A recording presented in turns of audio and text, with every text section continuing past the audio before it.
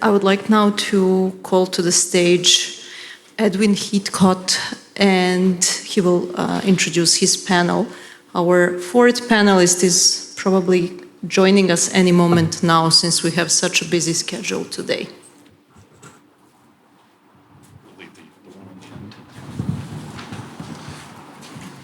It's all right. Yep, it's all right. Well, lovely to see you all, and lovely to be in a non-air conditioned space. Absolutely wonderful. We have a lovely panel here. We have Glenn Adamson, who is the big cheese. He's the curator of the Biennale here, and one of the greatest writers on crafts and design. Very lucky to have him. Fahad, I hope, will join us shortly. Victoria Brooks, next to me, director of the London Design Biennale, or the founder of the London Design Biennale, and former curator at the V&A, and Richard Lombard, who's a familiar figure here, material specialist, academic, and the director of Tasmim, which will be happening next week. As a journalist, I always ask simple questions to begin with, and I think that the simplest question we could ask here is, what is a design biennale, and who is it for? Maybe, as it's your biennale, yeah, okay, thanks, Eddie. Great to have you all here. Thanks for coming to Design Doha and to the forum. We'll have a great many talks and panels ahead, so please join us again for all of them. So what is a Design Biennale? Well, obviously it depends. It's always the answer when a journalist asks you anything. But in our case, I think we have a particularly strong kind of contrast between what Vicky's doing in the London Design Biennale and what we're doing here, partly because this, of course, is the first one that's happened in Doha, whereas the London Design Biennale has its own history, and then London Design Festival before it, and arguably going all the way back to the Great Exhibition of 1851, a history of doing events of comparable type. So we're presented with a kind of open position to work ourselves into, and yet it's anything but a tabula rasa. So for us, the point of it really is to coalesce the energies that were already present here in Qatar. A lot of that is due to people like Richard, who have been teaching at VCU for so long, and events like Tasmim, which is more of a kind of discursive event about design, which we'll hear about. But it's really all about convening. And I keep saying that, although, of course, it's fantastic to have the exhibitions, which look wonderful, I think, thanks to all the work our team has done, and it's great to have other people seeing the work and to have that kind of spur for creative industry. In a way, the most important thing that a biennale like this does is to get people together and introduce one designer to another, even though they might be at different ends of the Arab world, and of course to curators and critics and gallerists as well. So we're almost, well, among many other events in the region, as you said, we're really taking steps to kind of create the infrastructure of a design scene. And then the second part of that question is, who is it for? Obviously, again, as Glenn says, it depends on who's asking and where they're asking, but there might be a danger that these events become a little elitist, or they speak to an already informed audience. I think, yes, and we talked a little bit earlier about exactly that, about each of our events having a different target audience, in a sense. And certainly the London Design Biennale aims to, this doesn't sound too grandiose, I think it does, but to connect the world and bring design as the lens to facilitate collaboration and exchange between nations, and cities and territories, in fact. But we very much not only want to get the design and creative communities talking to each other, but also feel that to effect real change, we need to make sort of further inroads with policymakers, academics, and the like. So we work to do that, but also with audiences. And what Raul was just saying, I think, resonated very much with us to involve those audiences in making those creative connections at the same time. And also, the opportunity in a biennale is, because it's quite a short thing and it's planned in a shorter time than, say, a major museum exhibition, you have the opportunity to respond quickly and also to sort of animate and bring to life, as this does here with the exhibition now, because you've got a short time, you can get everybody sort of in a room at the same time. I mean, that's an important point, forgive me, which is not quite one for you, but it's an important point that a big museum show takes a long time to plan. It might be a 4-year, 5-year job. I wonder, because these things can be responsive and because they're kind of, in a way, quite ephemeral events, can they be more reactive, more topical? Yeah. I mean, this is maybe a Cotter effect, but we seem to have done a big museum show, in fact, several in about 6 months. So, maybe Cotter example. But I think that's right. And I would particularly say that Rana Beirudi, who's the curator of Arab design now, very self-consciously did this pulse-taking exhibition, which is populated mainly actually by not just new works, but by commissions that were made for the show that wouldn't exist if the show hadn't happened. So you have a real sense of a kind of radar going out and then the signal bouncing back in a very short order of time, which is super exciting. Yeah. And then one of the other questions for a kind of a pop-up event like this, a festival, is how it can lay the infrastructure for future research and how it kind of makes the ground for those who come in its wake. How can something like that happen? How can it be done? How can that be made fruitful?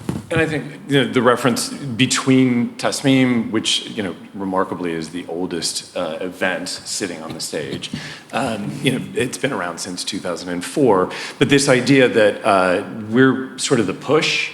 So engaging the students with the design world at large, and then Design Doha becomes the pull. It gives structure to sort of say, hey, this is out there, and you will be a part of this, and it's an ecosystem. And so, we're a very contained. It's an academic conference. It's aimed at the students, but ultimately they go, into the system that Design Doha has created, and then, ultimately into the global participation. So it is a continuum. It's almost like the fantasy of what you hoped academia is for actually comes true here, because academics like to congratulate themselves on laying the intellectual groundwork for the rest of society, and here it actually seems to be happening, at least in the design space.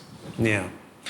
It doesn't quite answer the question of who it's for and whether you can whether you can appeal to as large a section of society as possible, and how you do that, how you manage to be accessible but also research-led and expose, complex tales of activism and so on.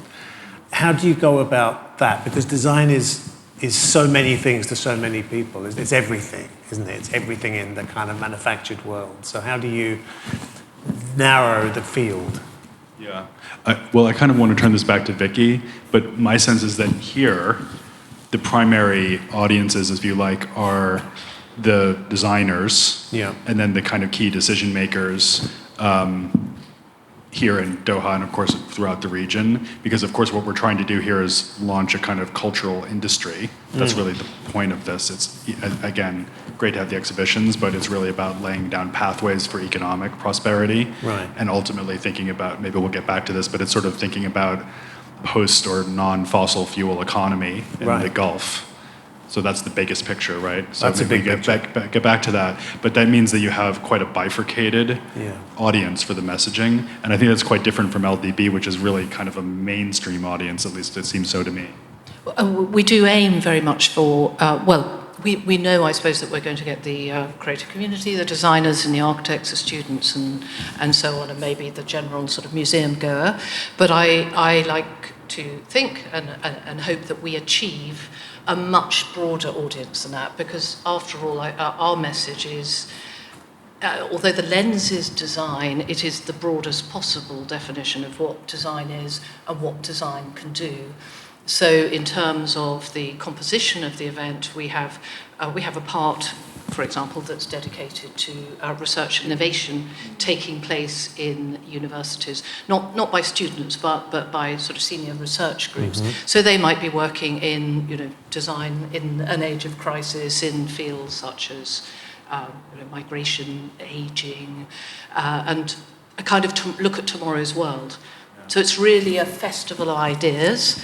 And I think that it's not there's something there for everybody. The difficulty is really explaining that a design biennale can be something for everybody. But that's what we aim to do. And Raphael in the talk just a moment ago mentioned Venice, which is obviously the biennale we all look to.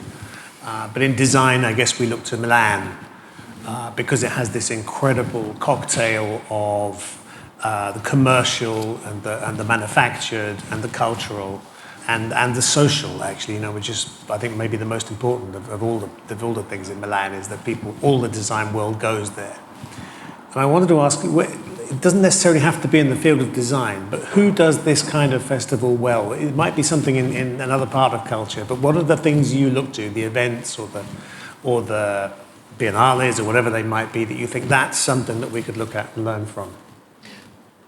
I mean, speaking from London Design Biennale perspective, and you asked about sort of narrowing the field, I think we don't actually try to narrow the field. I think my aim is to broaden the field as much as possible, because I think events like Milan, for all their, part commercialism and part populism, they are for people in the design industry. And from my perspective, we're all, if you look out of the window, every man in the street and woman in the street is interested in what is going on in a design biennale, and it's how you communicate that there is that there for them.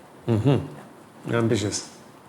And I think that the question of what is design, and we've at the school we're involved in this sort of notion of creative research, which can take on a myriad of different expressions. Yeah. And so when you get out into the public, sort of getting that sense of this is not decoration, this is not about pretty things.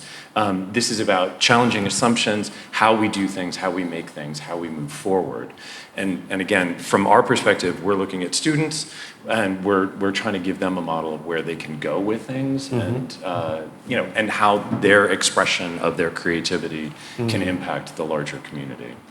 Precisely to that point, I would say that if Salone del Mobile, the Milan Furniture Fair, is a competitive atmosphere, I think what we're trying to create here is an aspirational atmosphere. Right. And in fact, I would say, to answer your question, Eddie, if I had a model in mind, this may speak to my parochial status as a New Yorker, but I was really thinking about the Whitney Biennial. Right. And actually, I've actually not talked to Rana, the curator of Arab design now, about this very much, but I think basically she created a Whitney Biennial style exhibition that's about contemporary Arab design, which is a very interesting animal, obviously. Never seen anything like it. I don't know what you think, Vicky, now having seen it, or Richard, but the Whitney Biennial, of course, itself is very aspirational, not only in the sense that artists aspire to get into it, which of course they do, but also in the sense that it really creates a kind of agenda for the whole American contemporary art scene, and that's really the kind of ethos that we have at Design Doha, I would say. It's a very interesting point, because that kind of show, and maybe the Documenta and Manifesta that Raphael also mentioned, are much more collegiate. So in a way, in the world of design, because it comes from, I think you mentioned the Great Exhibition, to some extent the tradition is from a big commercial and actually imperial show. It's a show-off of wealth and power, and the manufacturers in it were competing with each other to be seen in the kind of depth and the aesthetic wonder of what they were doing. And I think potentially the design world still suffers a little from that, maybe even more than architecture, which is the most ego-driven, my world, which is the most ego-driven of them all. But design still, with the kind of individual stars and the big companies, the big Italian furniture manufacturers and so on, who have the money and the heft. Is there a kind of deliberate move in all of your events to create a more, as you say, to kind of get rid of that competition a little, to flatten it out a bit and make it more egalitarian and more... I'll stop there, otherwise I'll talk the rest of the evening. I mean, it's certainly... At London Design Biennale, we do have a full sort of range from well-known architects. I mean, last year, for example, we had Shigeru Ban, the famous Japanese architect, but bringing his work it for humanitarian causes, which is actually what he does now, and how to convert a sort of huge hangar of a refugee centre into a place of sort of sanctity and safety for people. But we also have emerging designers. The way the exhibition comes together is by individual countries, cities and territories appointing their own people. But I think what I have seen, and I've only been at our Biennale since 2021, is a change in a sort of coalescing of the subject matter. Yeah. And I look back, and I know the first Biennale in London was 2016, and the theme was utopia, which it was. Incidentally, you told me earlier. Forgive me for interrupting, but you actually said that was. You think, as far as you know, that was the first design Biennale. Exactly. It's extraordinary. Yes, 2016. it was the first I'm so sorry to interrupt, but it just shocked me. But I thought I'd share. But I think now, if we had a theme such as utopia, we would be sort of barking up the wrong tree, because there is this element of crisis. This element, but there is crisis. Yeah. We did an exhibition actually with Chatham House in 2021 called "Design in an Age of Crisis," and the big themes, such as Raoul was mentioning, sort of migration, social equality, health, climate, environment, and so on, come through now from all over the world. And so I think in the terms of design, as you were saying, it's not about making things look pretty.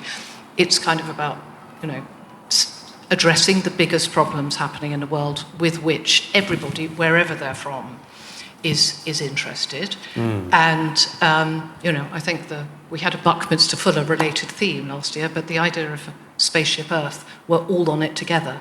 We may represent by individual countries, cities and territories, but we've got the same things on our mind. Can I just intervene for a second, because I want to know what Richard thinks about this? Because I'm thinking about, well, I want to know what you think about a lot of things, but what I was specifically going to ask Richard is how the competitive dynamics within the Arab world play out, because we're talking about not just competition between individual designers and companies, but also countries when it's the Great Exhibition or anything since then, really, where there's a national presence, including the Venice Biennale. So how do you read that, and Design Doha is kind of blundering its way into that story? Well, I mean, I think, from biennials by their very nature are commercial things. They are, it is effectively, it is a draw to the place. It is engaging, as we've been saying, we want the designers to meet the manufacturers, we want the curators to meet the designers. There is a commercial element, and even in an academic environment, it's the same thing. We're introducing the students to potential, careers, potential mentors, and it is part of this larger creative economy. That is both regional and it is, international at the same time. I think one of the things that, coming from, VCU in Doha, a Western institution in the region, we're mixing and matching. And so there's you've got people from all over, but coming under a Western design education and bringing a different perspective. But then we are putting those students out into the world that you are now creating for them here. In Riyadh, there's events popping up. They're having their second event. So there is both a sense of local and broader global, and it's cross-pollinating and allowing access to different places by different people. And I suppose that, sorry, you were going to say something. Well, I was only going to say, I think the idea of I think for the audience, the idea of sharing things by, national identity is interesting, but it's also rather out of kilter with the sort of world today. And I mean, we tried last year to get countries to work together. We set up an online tool whereby you could go and say, well, actually, I'm looking for an engineer, from the other side of the world. It was surprisingly hard, well, maybe not surprisingly, but it was hard to get countries to work together. There is still quite a nicely competitive element. Nonetheless, I feel they're looking towards the same. One detail you'll notice in Arab design now when you go through the show is that actually the country of origin or habitation of the artist is not noted on the label. That's interesting. There's a conscious decision on Rana's part, so because she didn't want people to be seen first and foremost as representing Lebanon or Oman or wherever. And also, of course, many of them have these kind of multiple country backgrounds and trajectories, or they're working in one country with a team of artisans in another. That is happening a lot. Sure. And of course, there's a huge amount of diversity in the region, you know, North Africa versus Levant versus Gulf. You could say there's at least 3 regions within this supposed mega region. But what we really wanted to emphasize was a kind of continuity. Yeah, and I mean, I'm sure this is partly your influence, but it's very noticeable when you walk through the show that compared to, say, a Milan show or a show that might be in the States, it's very craft heavy. But I obviously, clearly, craft is being used to revive traditions, to refer to local cultural histories and so on. But was that a deliberate thing on your behalf to look for those things, or is that something that's emerging from the designers in this region? Yeah, the backdrop here, everyone, is that I've written a lot about craft, and I'm in America anyway. I'm perceived more as being a craft curator probably than a design curator, although I do work in both areas. And it's not certainly that I told Rana to do that in any way, and I didn't really set an agenda, but it's striking to me that having set out to make a design biennial, I seem to have also made a craft biennial at the same time. And of course, it's great for craft to be understood in that context rather than in some kind of traditional or backward-looking context. But I think also, and I'm sure Rana would agree with this, I think there's something about the particular potencies and energies of the region that are very connected to craft. And there's something that I think the rest of the world can learn from the designers working in the Arab region, which might have to do with economics as much as the possibilities of working with these communities. But I do think that there's a kind of deep past meets science fiction future energy that you see in the Arab Design Now show. And if you lost the artisanal base for most of those projects, they would just fall apart. Yeah, it's an identity thing. Yeah. And to go back to this question of, there's collaboration, and there is that sort of cross-disciplinary side of thing, but then there's the unique identity that very specific places, the material choices, the craft, the workmanship is by literally community, it's identifiable, and there are signatures that can be found, and the idea of sharing that and bringing that out to a larger audience is a huge part of these events. For sure. Right. And I know we haven't got a huge amount of time left, but I have a curious question, which is, so we're working here within the design industry. But the proliferation of the biennial and the design festival has been so kind of explosive over the last few years that I wonder if you think that the biennial is a medium in its own right by now. Oh, definitely, 100%. It's a medium or a typology. Yeah. I mean, it's almost like it is for curators what chairs are for designers at this point. It's like if you don't do one, you haven't had a career almost. And I'm doing 2 this year. I'm doing this one and Design Miami. Design Miami, I'm the curatorial director as well in December. And it's fascinating, of course, to compare the 2. That's a commercial fair. This is not, different places, etc. Yeah. But there are like chairs, which have basically backs and seats and legs, and they hold you up off the ground. There's still a huge amount of room for maneuver, and it's fascinating to look. I mean, this is why we are opening with this panel, because it's fascinating to look across and think about the different expressions of this single type. Great question. I'll come to you, and I'll come to you in a minute if that's all right, Richard. But what do you think about that? Because I know it makes you. I don't mean to make the curator the prima donna, but at the same time, it's something that needs. It's now a cultural medium, effectively, isn't it? The Biennale. So you're competing against Manifesta and Documenta, and yes. I mean, I think. Although 2 years is just enough to gather together a Biennale, and I think Glenn and I have both done large exhibitions at the V&A. Right. And 2 years, we once did one actually, but it wasn't long enough. You need more than that. So, but it does also give it sort of enough time to gather the momentum that you need. So I think it is distinct and different in its aims and ambitions, and one wouldn't want to do them. And public, in a sense, need a sense of anticipation. Okay. So, I mean, one thing I did to say is that to be truly effective or to make the change in the world that Biennale set out to do, there's a sort of limit in that once every 2 years format to what you can do. And I think probably everybody here is looking for ways to go beyond that and make it not just about sort of popping up and going away again. And one way certainly we've considered is how to get out and have a conversation way beyond the tens of thousands that will come, because there are hundreds of thousands that won't but might be interested in what you're doing. How do we? Right, and you were saying that actually you're experimenting with a new format now, which is a longer kind of engagement. We're looking at how does a school, and again, the context is completely different in our case because we're an internal event which is open to the public. Everybody is welcome next week, starting on the 2nd. But this idea, though, again, to go back to this notion of collaboration versus competition, and one of the things that is difficult in the biennial or the Biennale format is because they are happening all over the place, there's nothing worse than seeing something at another biennial that you've already seen and Salone was a trendsetter in that. And you would see things at Salone that you would see in New York or you would see in London years later. And that's where the competitive nature of them sometimes sort of breaks down. But they can be collaborative. And we were talking about scheduling and how do you coordinate schedules so that these things happen in a logical way. But yes, they are very much an art form.